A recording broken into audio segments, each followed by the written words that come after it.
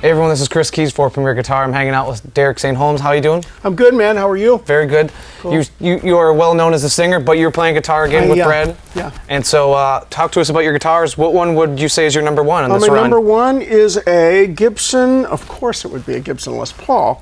Number one to anybody that knows anything. But this is my Greg Martin. Looks almost like it's real, like a real old one. But I was going to say, is this the one that you said that you liked because it was old? Yeah, it looks old. It looks old. It looks real.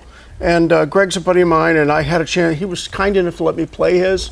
And this one feels a lot like his, so it kind of felt real to me. So I love it. But this is my mainstay. I use this one. How long have you had this in your collection? This one, I've had this for maybe a year. Okay. And kind of started with the whole resurgence of the Whitford St. Holmes project. We kind of started it again with this. And also, it started with this one, which is my Ronnie Montrose model, which Brad, at the end of the album, Brad came up to me and he goes, "Hey, you like this?" And I go, "God, I love that." He goes, "Well, I got 5 of them. Here, you keep this one." I said, "Okay." That's a cool band name. Oh, man, that's a good one. This one feels and acts real. This one actually is the better sounding of the two. But I have David Allen pickups in both of these, in almost everything that I have. David Allen makes a true historic 59 PAF, so I use his stuff. It works for me. I also use Tone Pro's bridges because they're tight and they lock. Probably helps just overall with intonation. No, just intonation, sustain, all of it. Tone Pros I use. I haven't had a chance to swap this one out yet, but I'm going to swap it out for Tone Pros keys. So I'm just a nut about their stuff. It works, and it's a bit more of a fine-tuned ratio than the inexpensive Clusons, but another story. And with the David Allens, do you feel that they, obviously their voice for the older pickups, do you feel it gives those guitars that look old and bass and older models more of a true older sound? Yeah, it makes them sound like they're truly old. I mean, we A-beat them up against Brad's 59. Brad's got a real one, and it's just stellar. So we A-beat everything up against it, and it's right there. It's right there. I mean, for a guy like David Allen to make something that sounds exactly like something that was made in 1959, freaking unreal. So that's where I was sold. So this thing right here is a Nags. Joe Nags is an old buddy of mine from my days in Annapolis and my days hanging out with the Paul Reed Smith band. And Paul is my best friend. Loved Paul. Joe and I got to be buddies. Joe Nags makes an incredible guitar. Steve Stevens is doing a wonderful job playing these things, and he makes them sound great, but he'd make anything sound great. Steve Stevens is freaking awesome. And what's in the point of the set list, would you bust this out? Or is this is going to be on one song. This is going to be open-tuned, and this will be on a song called Hot For You, and I'll bring it out then, and that'll be its showcase, and blah, blah, blah, blah, blah. But this thing, the cool thing about it is it's semi-hollow, and it's perfect because that's what I used on the album, and it sounds just like it, so be great. All right. And last but not least. Last but not least. I know it looks weird, kind of wild, but it's super light, and the tone almost banjo. Yeah, almost like a resonator, yeah. Yeah, resonator-like. But my buddy makes these, and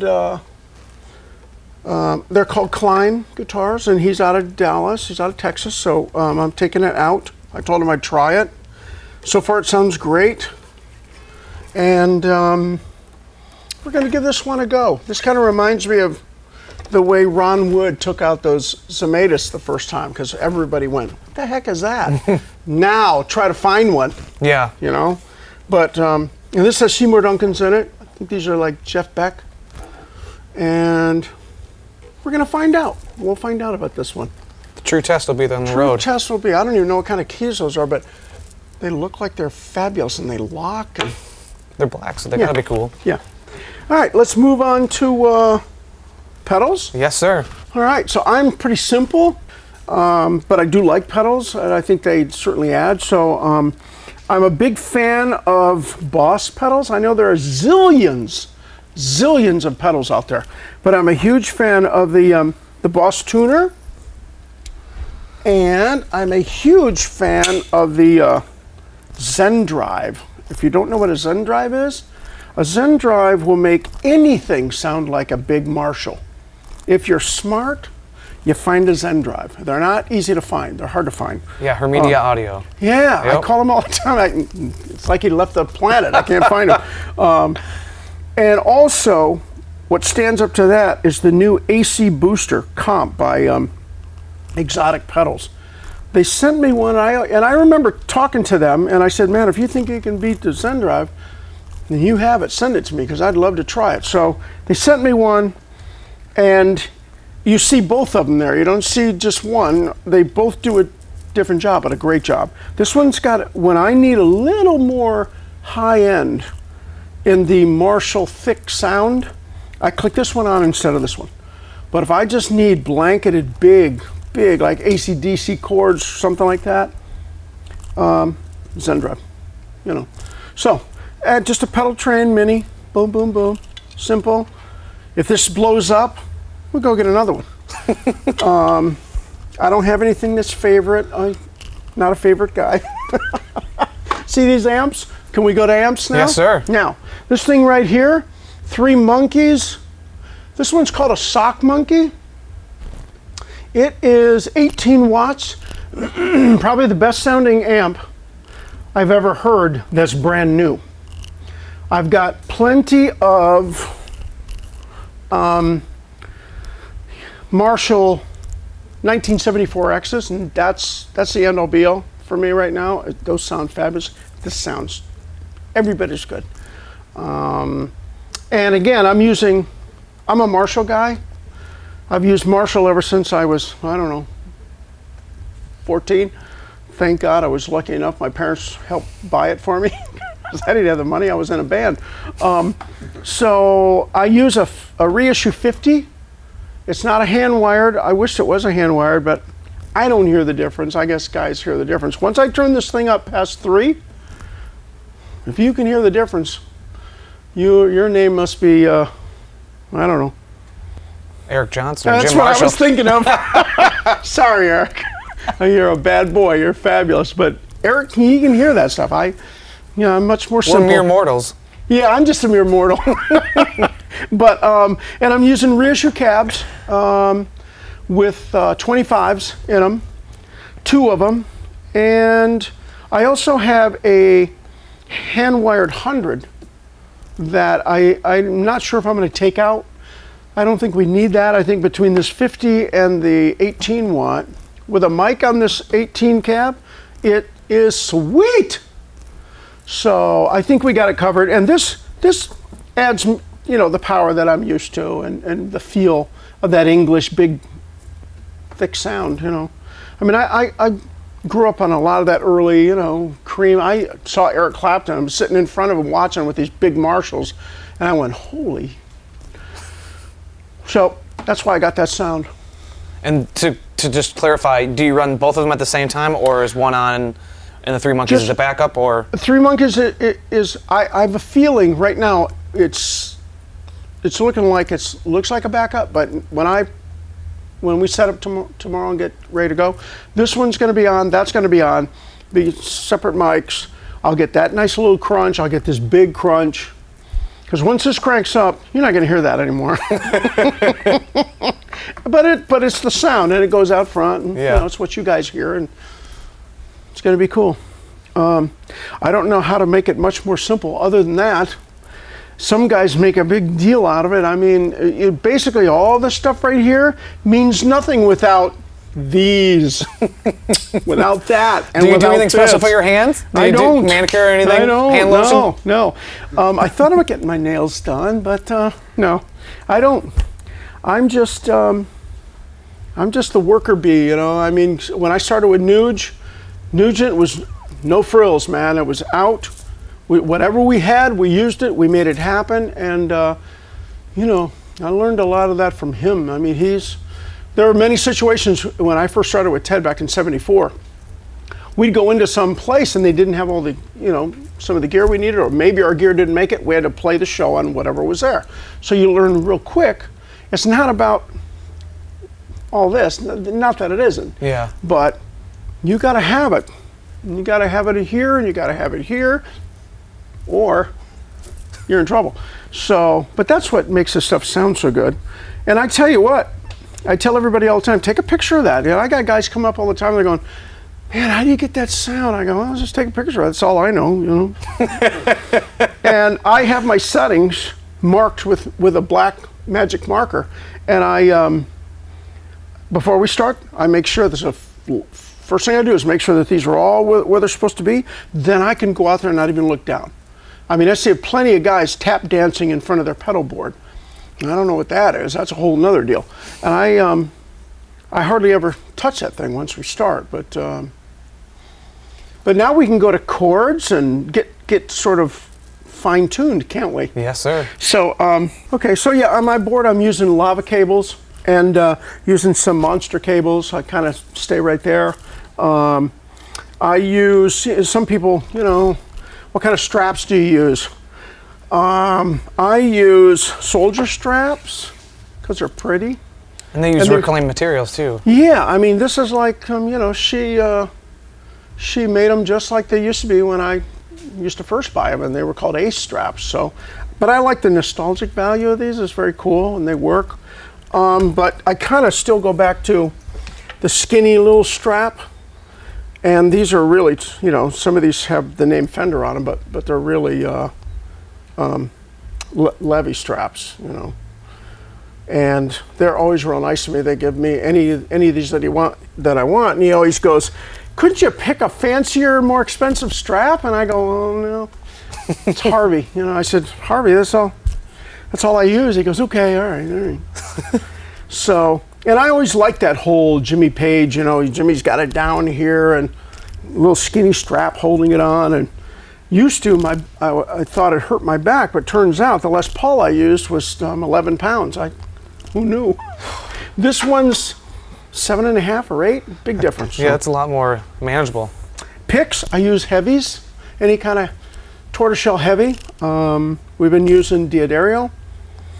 And strings, again, Diodario. Oh my gosh, we use the New York XLs.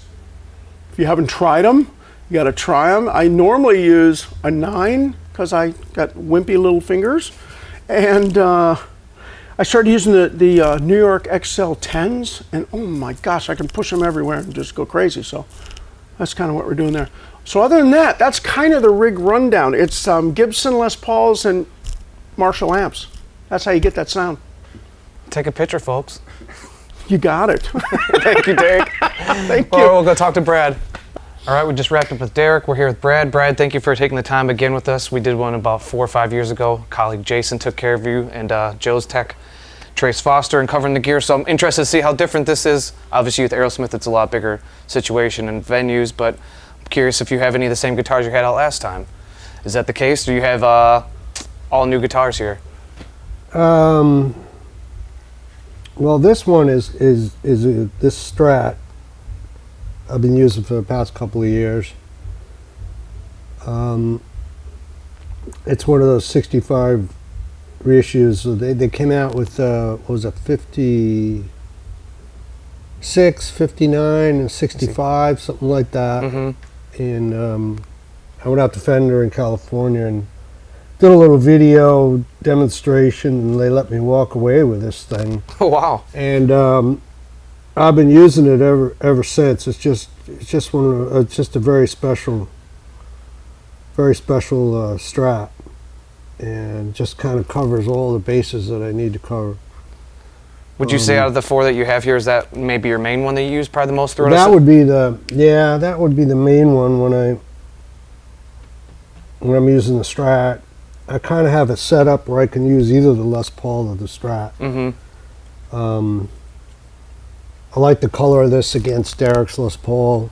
Yeah. Nice blend. The other one is an Eric Johnson. I got this one really when they first came out. Another very, very nice Strat. Eric did some really cool things with these. What do you hear, I guess, different between the 65 reissue and Eric's signature tonally, or just a feel? Because I'm sure, like you said, well, Eric did different things. This has got the slab, and this is maple. So but they're not terribly different. They're both just great sounding Strats. They're both outfitted with Dimarzio pickups. A combination that I found that I really like.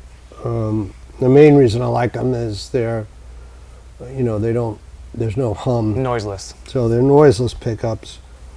They work great for me. Sound very much like Strat pickups to me, like original Strats. It's nice and quiet. Probably a little more output. And this Les Paul here is the prototype for my collector's choice. This is the first one they made for me to approve the collector's choice series, and it's just they did a brilliant job on it. Sounds great. And what's that one based on out of your personal It's collection? based on my 59 Sunburst. And the only thing I did to that was I put these pickups by, they're called Whiz. Okay. From a guy in Czech Republic or somewhere. Oh, wow. And they're just fantastic humbuckers. The black one is one of the Blackbursts that Joe Bonamassa kind of brought this back into the forefront when he found the original one. Yeah, what's the story behind that, just so everyone's clear on The that? guy that wanted a black Les Paul, I think it was 59 that they made it, and they weren't making any black guitars. So they took a guitar that was already finished in Sunburst, and they sprayed it black for this guy. Got what he wanted. Bonamassa hunted the original one down and found it. So he has the original one, and then they decided to make they did this reissue of it. It's really nice. And when you get the guitar, of course, it comes with a certificate of authenticity, but also comes with a photograph of the Sunburst guitar before they before and after. spray it black. So it's actually a beautiful Sunburst top underneath there. But I picked it up right here in Nashville, and it's just, I used it quite a bit on the Whitford St. Holmes album. It's just a great Les Paul. And no, they do the job. I don't want to take out my originals anymore. Yeah, I don't blame you. It's just you can't. I couldn't bear to have anything happen to them, you know. So, but this pretty much, I can do the whole night of this show pretty much with either or. I like to go with the Strat for the color. Mm-hmm. Derek's playing Les Paul all night. Mm-hmm. So it's just kind of nice to have the Strat in there, kind of spreads it out a little bit. But if I'm in the mood, I'll go with one of these too. And any particular strings differences between the Strats and the Les Pauls, or they're all outfitted with XL Diodarios, okay, which I love the strings. They do everything they say they do. They stay in tune better. They stretch quicker. They're a little more buttery than strings in the past, so you can actually go up. Typically I would use a 9 on a Les Paul, and I use 10s. Well, they're a little bit beefier, but just as easy to manipulate as a set of 9s. That's what Derek was saying too. He said he goes up too. Yeah, but they're great strings. They last longer. I think they sound better. It's just about time, I think, somebody reinvented the guitar string, you know. Yeah. Yeah, so that's pretty much what I'll be using on this. That's it. Perfect. And well, let's talk about your amps behind you here. Simple guitars, simple amps, classic stuff here, right? Yeah, very straightforward. The the music we do is influenced by really some, like Humble Pie and Bad Company, and this is really what I started with. My first Marshall was a 68 or a 6900 watt. I had found a stack, and that's kind of what that was like the foundation for what I was trying to do, because I was trying in the early days trying to emulate Eric Clapton, like a lot of people were. So I had to have that sound. Yeah. And of course you find it in, this 68 Tremolo 50, great amp. I'm a little nervous about taking it out because they're a little I don't when you have a good tech with you, I don't mind it, but this is a real low budget run we're doing. So I'm praying that works good. This is a brand new hand wired 30 watt. And I love these hand wired Marshalls. They're just brilliant.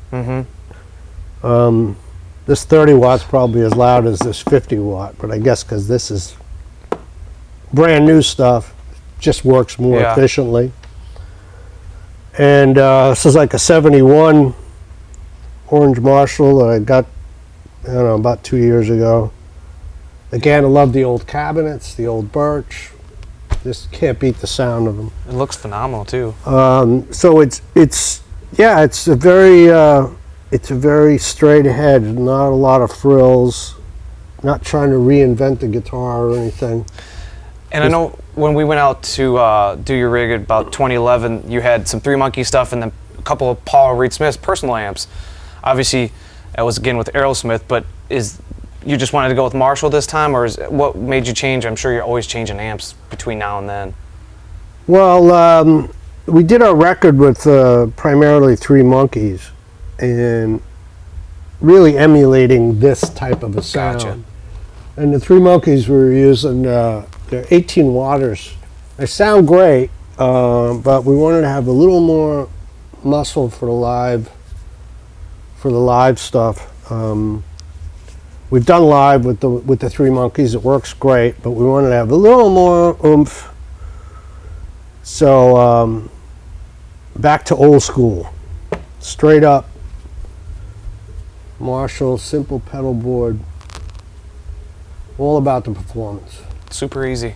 And this gives you, again, that to me, that's like the kind of foundation of what I consider sound. Yeah.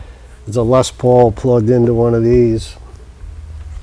That's where I live and breathe. It's kind of like the basis for a lot of people. Like, everyone kind of goes away and tries new stuff, but it's like that's where people often go back to. Is like you said, the Les Paul right into the Marshall.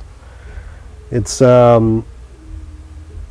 it just works. I mean, maybe it's too. I was just watching an interview with Jack White last night. He was talking about I can't make anything too easy. I like to make it difficult. Buy these $150 guitars, play through.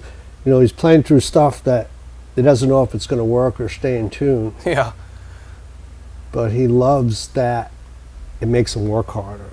And that's really cool. He called this setup where something similar, like a brand new nice Les Paul into a Marshall. He said that's like shooting fish in a barrel. And they agree. It's pretty. This stuff works great.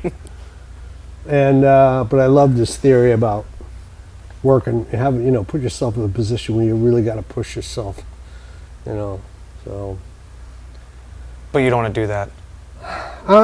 We're doing it on a budget level here because this is really like a garage band where this is not Aerosmith anything. We're just starting out, and so we're really doing it grassroots, and so that's the kind of where we're pushing the envelope. We're just going out and see how it flies and see how people like it. I'm sure that's reinvigorating for you guys too. It is. I absolutely love it.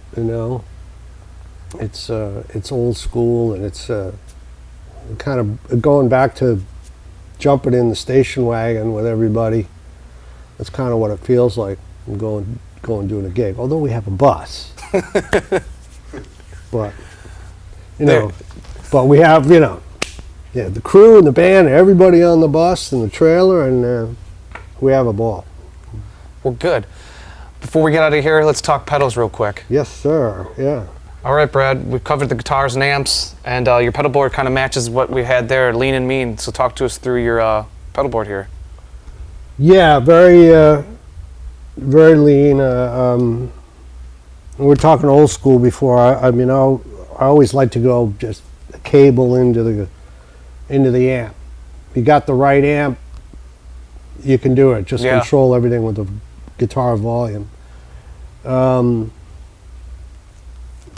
Because a lot of venues, some of the venues are small, some are large, can't crank the amp up to do all those sort of things. I use this quite a bit. It's an original Cline, and use it basically to drive the front of the amp to make it sound as if it's on 9 or 10 instead of 4 or 5. And you were telling us that you've had this for a while. It's not like something you found and it was an original one that you found. You've had this for some many years. Yeah, this is one of the very first ones that he made. We were in in Boston, and this guy was right in Brookline, and we had a direct line to him when he was starting out. So I've been a fan ever since. Yeah. It's a very hot item, I guess, these days. If you find one of the old ones, they're not cheap. Originally only, I think, $200 or something. Man. And now but it's a great pedal. It's very, it has like no color to it. It just takes your sound and just kind of magnifies it. It doesn't add this or that. It has a treble control on it. It's nice, very subtle, really nice. So, and then this is more for solo work. It just drives it a little further. This is a brand new AC booster from Exotic, and this new one has a compressor built into it. It has a micro switch here with 3 different settings on it, and the new setting being the compressor.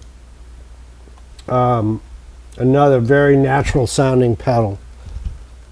One of my new favorites. Definitely one of my new favorites.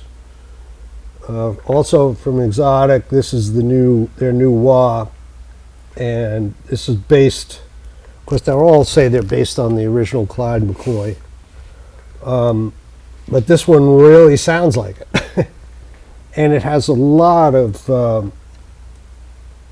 you can adjust the tone on it, you can adjust the bias, it has dip switches inside for further adjustments. Even a 12, I think it's about 11, 12 dB boost you can set on it. Dang. So when you engage it, it'll jump up like so you can 12, cut through. 12 dB. So it gives you a lot of options. This, I'm kind of experimenting with this from Caitlin Bread. It's a harmonic mesmerizer. What would you say to your ears? What do you hear that do? Well, it does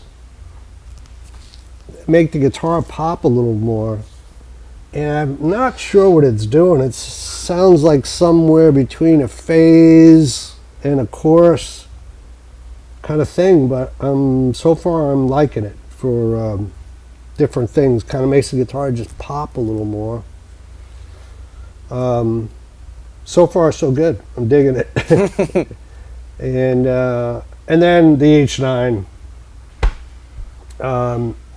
without question, the best delay pedal I've ever heard, and I guess for $900+ it should be.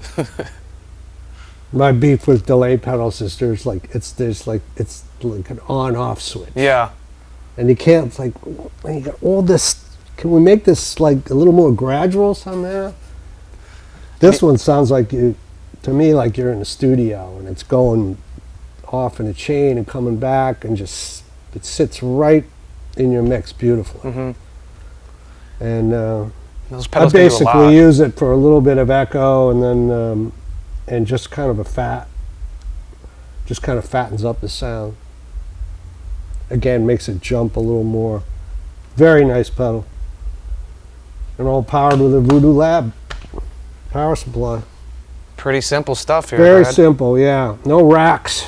None of that shit. No switching systems. No switching systems, you know. I had a nice switching system, and but years ago, and it worked great when what's his name was there, showing me how it worked. And as soon as he left, the sound went with him. I could never get it to sound as good.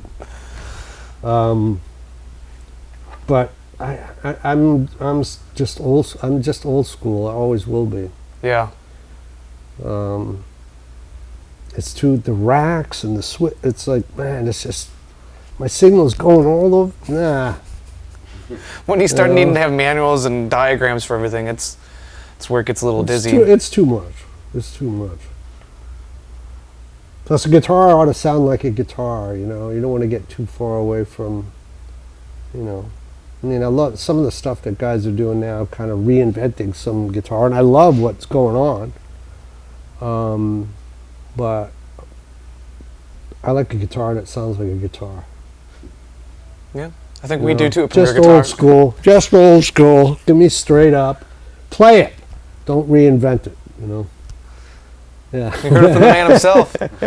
Brad, thank you very much for the time. Thanks very much. Appreciate it. Another rig read down for Premier Guitar. Thanks. Don't forget to sign up for PG Perks, your all-access pass to exclusive gear giveaways and discounts on PremierGuitar.com.